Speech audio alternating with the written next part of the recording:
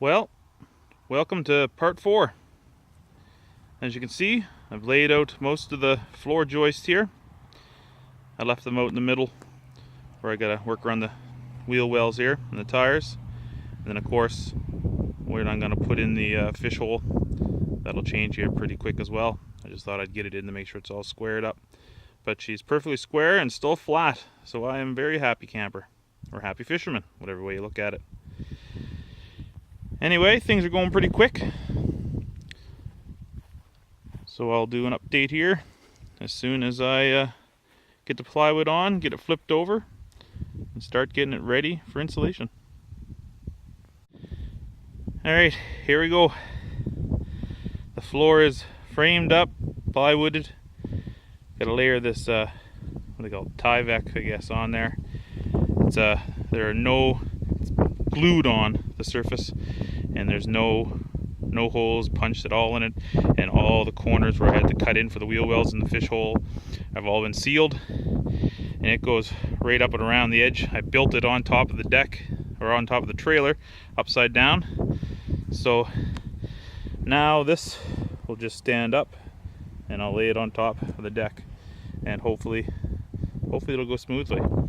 It's not that heavy, it only maybe 80 pounds. It's actually really nice. So let's see if we can get it on there.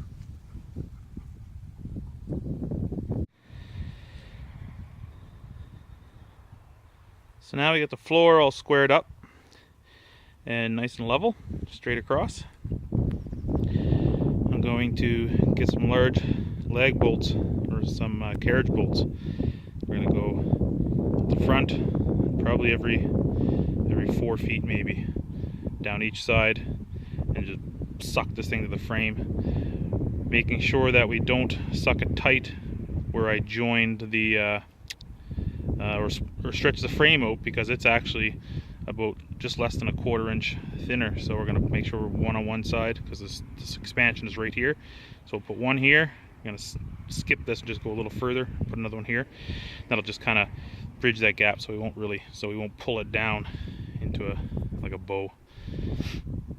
But after we get them all countersunk and bolted down tight, I've decided that I'm not going to drill any holes through here for wiring, because down the road, if there's ever a problem, it's just going to be hell to try to work on that. So what I'm going to do is we're going to insulate this, sheet it again, put my flooring down. It's going to be one piece of laminate from end to end, and it's going to wrap all the way just under the edge, and then I'm going to seal that bottom edge as well, so no water can come up, no water can get around it. And then I'll put a small metal flashing all the way around too for rocks on that corner. And also when I put my siding on, I'll be able to have something stronger to screw to. And then underneath, for the lighting, I'm going to run a piece of conduit down the back, and it'll come up on each side for the lights. And then of course I'm going to do upper lights as well too for the corner, so I will run one hole up through the wall, and that'll be the only spot. Then everything else, where the beds are here, then the bench seats, furnace, fridge and all that, I'll run everything that I need all down one side inside the trailer, so it's behind cupboards and easy to get to, and I don't have to really take the structure apart if there's ever a problem in the future. So the next part is get some bundles of insulation and insulate this bad boy. Well, here we are, got the insulation packed in under the first sheet of plywood. Got it notched out for the fish hole starts. So pretty basic, just like doing a 2x4 wall, just as laying down. We'll work our way right across.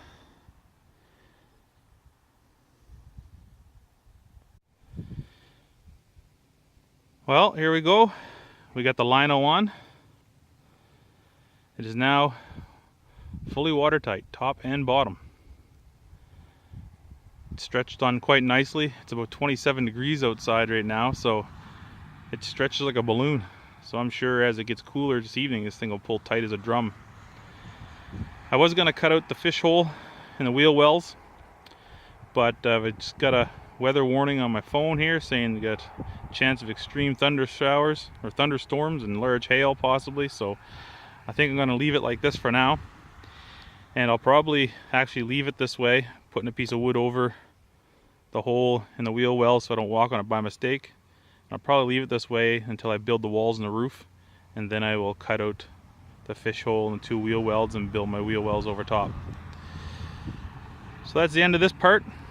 Stay tuned for the next exciting episode of the ice trailer build.